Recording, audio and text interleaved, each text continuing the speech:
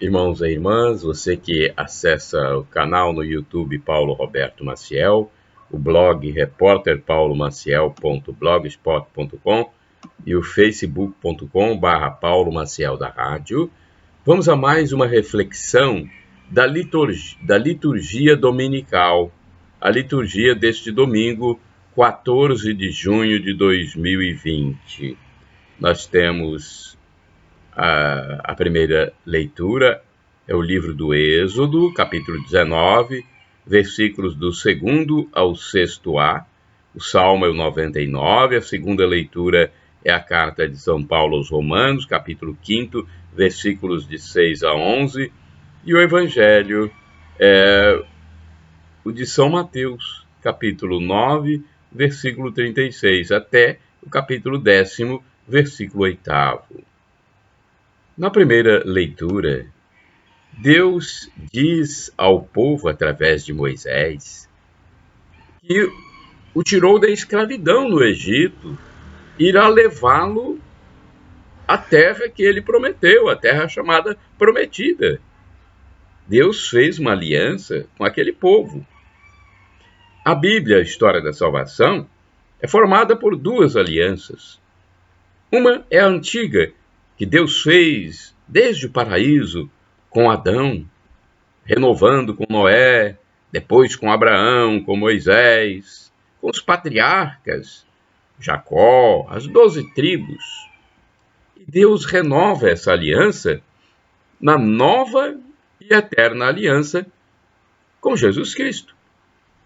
Quando os casados usam uma aliança no dedo, a união do marido com a mulher significa a união do Cristo com a Igreja no Novo Testamento e de Javé com Israel no Antigo Testamento. Por isso, os judeus celebravam o casamento durante 7 dias, relembrando os 7 dias em que Deus criou o mundo e descansou no 7º dia. O homem judeu que se casava simbolizava Deus Javé, e a mulher judia significava Israel. Era essa aliança. E no Novo Testamento agora é Cristo na igreja. A igreja é a esposa de Cristo, a noiva do Cordeiro, diz o livro do Apocalipse. Deus queria que Israel lhe fosse fiel, mas Israel quebrou muitas vezes essa aliança, assim como no Novo Testamento também há essa quebra de aliança. Então, a primeira leitura fala sobre isso. No Salmo 99, celebra-se a escolha de Deus. E o autor diz que nós somos o povo e o rebanho do Senhor. Deus escolheu o seu rebanho. É muito bonito um rebanho de ovelhas. Elas são dóceis, escutam a voz do seu pastor. E elas são frágeis. Se ficarem sozinhas, podem ser mortas pelo lobo, se perder no espinheiro, morrer afogadas no pântano, morrer de fome, se não forem levadas pelo pastor a se alimentar. Nós não somos abandonados nesse mundo. Nós somos de Deus, como a ovelha do pastor.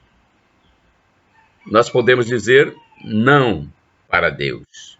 E quantos dizem não para Deus, não é? Mas Deus não diz não para nós. Ele não desiste de nós até o último momento da nossa vida.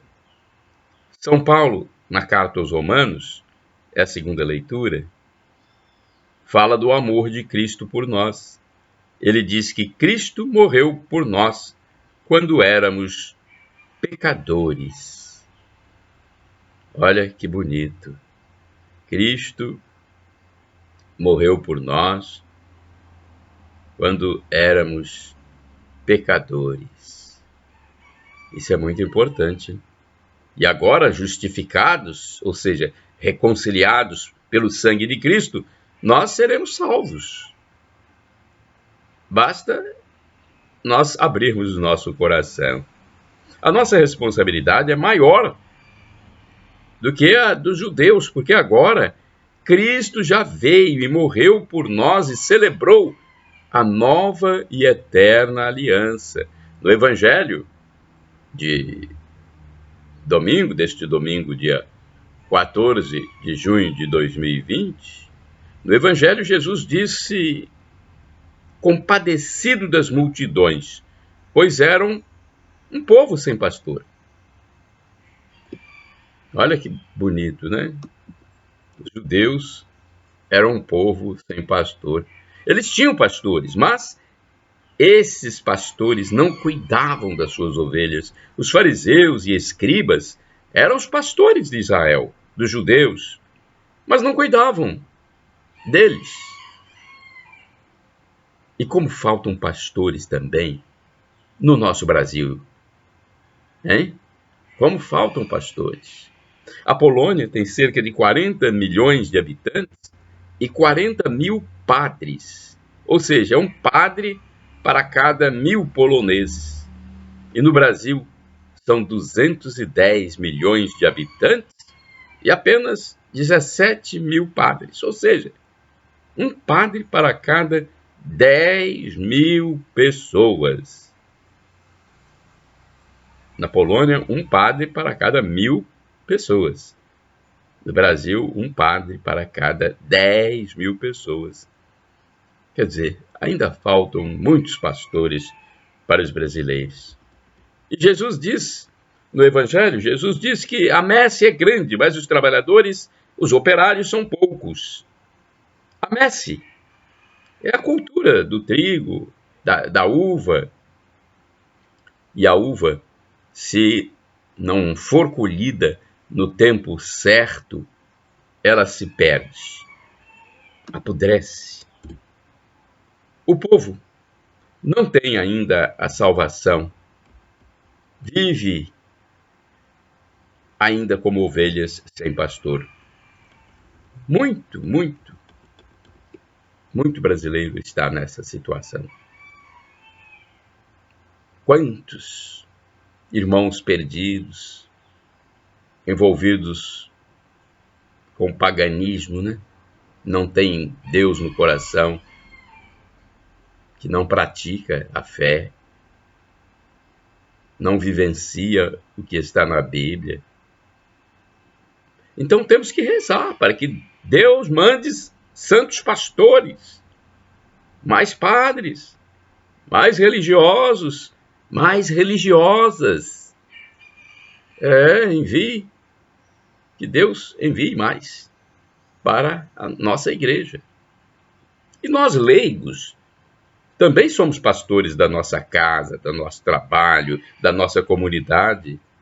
Aqui eu estou fazendo um trabalho de pastoreio, porque estamos divulgando a mensagem de Cristo. É preciso fazer isso. Como leigos, temos essa responsabilidade também. As almas estão aí se perdendo. É preciso evangelizá-las. Ainda no Evangelho, Jesus chama os 12 discípulos e dá a eles poderes para expulsar os espíritos maus e curar todo tipo de enfermidade. E funda a igreja. E depois vemos Pedro, São Paulo, São Filipe, curando e expulsando demônios, como Jesus falou. Hoje acontece isso a todo momento? Não. Hoje não vemos os homens da igreja expulsando demônios, curando. Não vemos com tanta frequência. Hoje não acontece mais isso, segundo São Jerônimo, do século IV, e Santo Ambrósio, porque naquele tempo era mais necessário do que hoje, né? Mais necessário do que hoje, essa comprovação da salvação com milagres extraordinários. Hoje, a fé já está estabelecida, o cristianismo já se impôs. Então, as pessoas têm mais recursos para crer do que lá no primeiro século, quando tudo estava começando. Por isso, os milagres tinham que ser mais incisivos do que hoje, mais extraordinários. O evangelista dá os nomes dos apóstolos no evangelho, sendo o primeiro Simão ou Pedro. Simão e Pedro é o mesmo apóstolo. Não tinha nenhum doutor, mestre da lei, nem saduceu entre os apóstolos. E Cristo manda primeiro evangelizar as ovelhas perdidas da casa de Israel e depois o resto do mundo. E não cobrem nada pela evangelização. É claro que o missionário tem direito de receber o necessário para o seu sustento, mas sem exigir coisas supérfluas. São Paulo diz: ai de mim se eu não evangelizar. Os 12 apóstolos são sucessores das 12 tribos de Israel, para manter essa igreja que Cristo fundou. Jesus manda os apóstolos para o mundo inteiro pregar o evangelho e diz que quem crer será salvo e quem não crer será condenado. Ele diz que estará com os apóstolos todos os dias até o fim do mundo. E diz para não terem medo. Não temas, pequeno rebanho, porque foi do agrado do Pai dar-lhes o reino. Essa frase está lá em Lucas, capítulo 12, versículo 32. Não está no evangelho de hoje, mas está lá em Lucas, capítulo 12, versículo 32. Não temas, pequeno rebanho, porque foi do agrado do Pai dar-lhes o reino. O reino foi entregue aos apóstolos. Tem gente que pergunta se a Igreja Católica começou com o imperador Constantino. Ora, se Constantino se converteu ao cristianismo no ano 313, era porque o cristianismo já existia. Quando o imperador se converteu, a Igreja já tinha 50 papas: Pedro, Lino, Cleto, Cornélio, Cipriano. Os 33 primeiros papas já tinham sido martirizados. Então, Constantino foi o primeiro imperador romano a se converter. E ele se converteu porque sua mãe já havia se convertido. Ela já escutava a pregação dos grandes padres da igreja, como Santo Agostinho, Santo Ambrósio, e falava para seu filho sobre o que ouvia. Bem, essa reflexão, eu fiquei na promessa de fazer uma outra reflexão. Já tenho uma reflexão, essa é a nova reflexão. Eu colhi todos esses dados da reflexão de um grande católico, o professor Felipe Aquino. Ele é professor de História da Igreja e, na sua vida civil, ele é professor de Física, é formado e doutorado em Física. Professor Felipe Aquino, que os católicos devem muito a ele. Ele deveria ser sempre elogiado por aquele verdadeiramente leigo que é católico. E até os próprios padres, bispos, deveriam elogiar muito o trabalho desse homem, professor Felipe Aquino, que fez essa reflexão sobre a liturgia deste domingo, 14 de junho de 2020. Shalom Adonai, a paz de Cristo Jesus. Shalom Adonai é uma expressão hebraica que significa a paz de Deus, a paz de Jesus, que é o nosso Deus. El Shaddai significa Deus onipotente, Deus todo-poderoso. Ele proverá, acredite. E Maranatá é do dialeto de Jesus, o aramaico, e foi uma expressão dita por São Paulo: vinde, Senhor Jesus. E quando ele voltar, gente, se nós estivermos aptos, se nós nos arrependermos dos nossos pecados, pedirmos perdão, acreditarmos que Jesus é Deus no mistério da Santíssima Trindade, que é Pai, Filho e Espírito Santo, quando ele voltar, nós iremos para o paraíso. Teremos um mundo verdadeiro de plenitude na paz, na felicidade, junto com todos os santos. Um mundo diferente, não dá para explicar, é inefável, não tem palavras para dizer como será. Seremos como anjos, plena felicidade. Muitos que se entregam a Deus já passam aqui na Terra com um aperitivo desse novo mundo, dessa vida eterna. E é tão bom.